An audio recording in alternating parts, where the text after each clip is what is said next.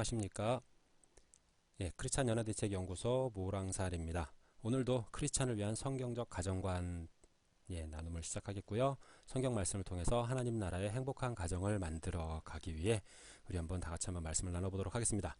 오늘의 주제는 크리스찬의 성경적 스킨십, 완전 정복이라고까지 하긴 했는데요. 오늘 완전 정복까지는 어렵겠습니다. 짧은 시간. 그래서 아마 좀 2편, 3편이 더 이어지지 않을까 싶은데요. 오늘 1편으로 한번 들어가 보겠습니다. 일단 크리스찬 연애를 한다, 스킨십 분명히 있는 것이 맞다라고 생각하는데요. 그러면서도 많이 이제 혼란스럽죠. 얼마만큼 해야 되는지, 한계. 그럴 때 크리스찬 스킨십의 축복과 한계에 대해서 한번 짚어보겠습니다. 크리스찬에게 스킨십이란 축복일까요? 죄악일까요? 이런 생각을 해보신 적이 있으신가 모르겠는데 저는 사실은 이 부분에 대한 생각을 해봐야 된다고 생각합니다. 크리스찬에게 스킨십이 축복이라면 잘 해야 되고 열심히 해야겠죠. 그런데 만약 크리스찬의 스킨십이 죄악이다, 그러면 절대로 하면 안 되는 거죠.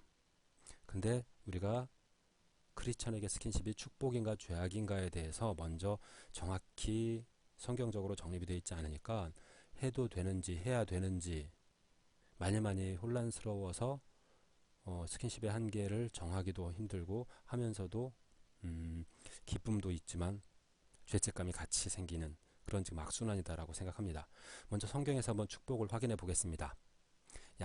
야곱이 형 에서를 속이고 아버지를 속이고 그 다음에 삼촌 집에 도망갔다가 다시 돌아오고, 그렇게 돌아와서 형을 만났던 그 순간, 그 장면, 야곱이 형 에서의 목을 끌어안고 펑펑 울더라고요. 스킨십이죠. 그리고 요셉이 그 형들에게 팔려서 애굽으로 팔려갔었죠. 그런 다음에 거기서 하나님의 인도하심과 은혜로 총리까지 되고, 그리고 나서 가족들을 다시 만나게 됐을 때 그 가족들, 아버지와 형들을 끌어안고 펑펑 울더라고요. 스킨십입니다. 그리고 이제 솔로몬은 아가서에서 그 연인의 스킨십에 대해서 아주 정말 너무나 감미롭게 기록하고 있죠. 그리고 예수님도 스킨십을 좋아하셨고 많이 하셨습니다. 사랑하는 제자 요한이 예수님의 품에 안겨서 식사를 하기도 했고, 그러니까 품에 안겼다기보다 기대서 라고 성경에도 표현되어 있고요. 그 다음에 예수님께서 입맞춤도 하셨습니다. 누구랑 했느냐? 가룟 유다가 예수님을 팔기 위해서 군병들과 함께 예수님이 왔을 때 가룟 유다가 대제사장들과 약속을 했죠.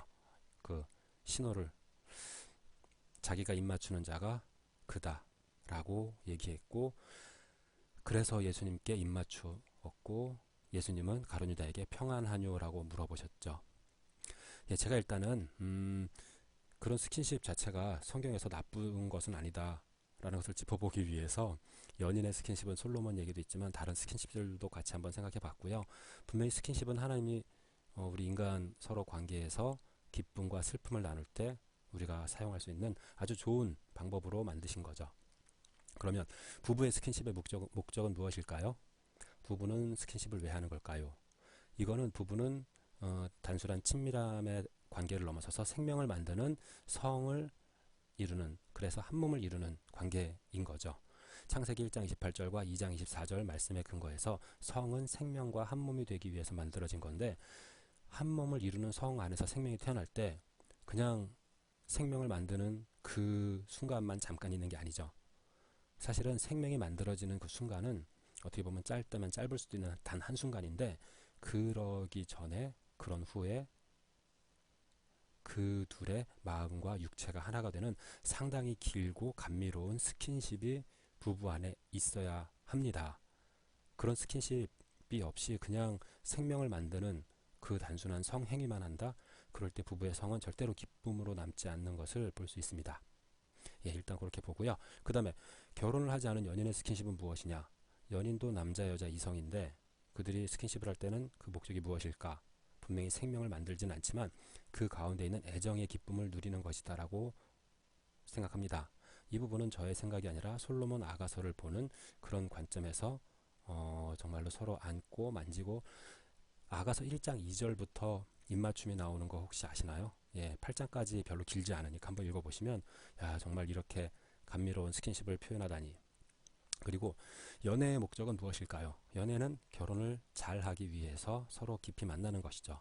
그러니까 그때는 단순히 그냥 만나는 게 아니라 서로의 어떤 여러 가지를 알아보는데, 그 알아보는 것은 직장 생활에서 면접을 볼 때는 회사 생활 잘할 사람을 뽑겠죠. 근데 부부는 서로 평생 행복하게 살아가는 가운데 부부의 성관계를 통해서 부부가 한 몸이 되고 새 생명을 낳을 수 있는 그런 부부가 될 수 있을 것이냐.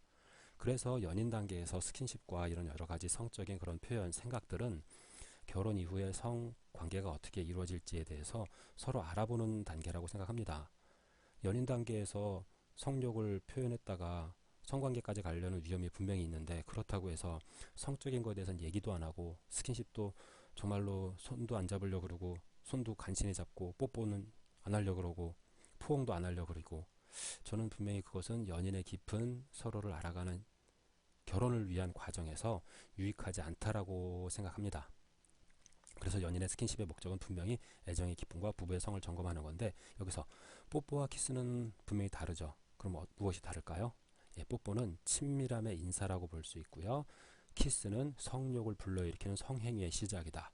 그래서 성욕이 폭발하는 시작이다. 예, 뭐 이게 키스를 한다고 그렇게 성욕이 생기나? 예, 이거를 잘 모르시는 분들께서는, 뭐 그런 못쏠 여러분들께서는 그냥 이 시간부로 외우시면 됩니다. 예, 키스는 분명히 위험한 거다. 예, 그럴 때 뽀뽀는 예수님도 입맞춤 뽀뽀하셨고요. 야곱, 요셉, 물론 솔로몬도 했겠죠. 그렇게 뽀뽀는 입맞춤, 친밀함의 인사인데, 키스는 성욕을 불러일으키는 성행위의 시작이다. 예, 일단 이렇게 하고, 좀 나머지 부연 설명 긴 거는 나중에 기회가 되면 하고요.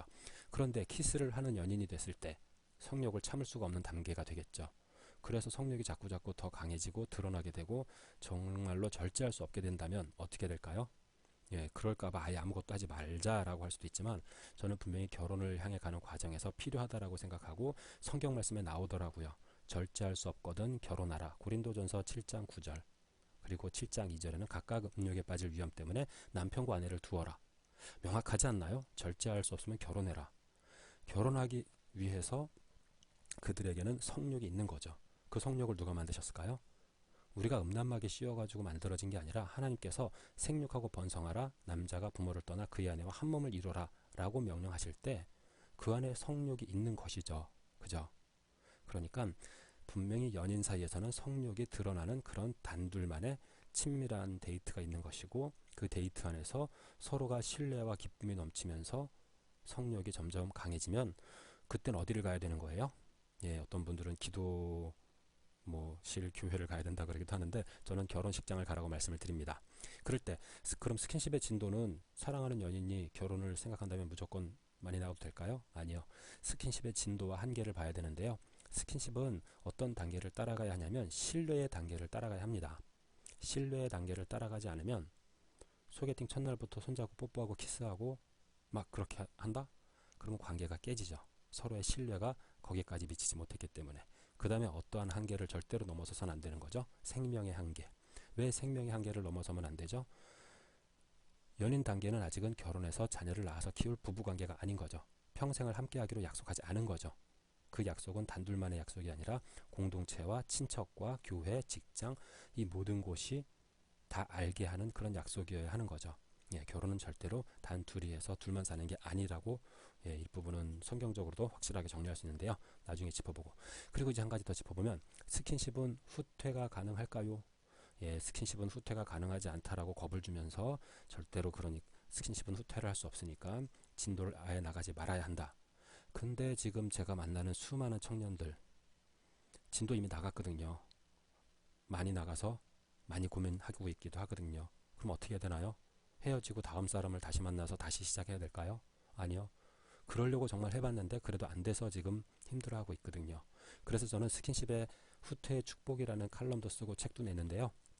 일단 후퇴를 하려고 하면 하나님께서 창조하신 스킨십의 목적을 보았더니, 연인의 기쁨, 애정의 기쁨은 분명히 누릴 수 있지만 그 가운데서 새 생명을 만드는 성관계를 해서는 안 된다 라고 하는 부분.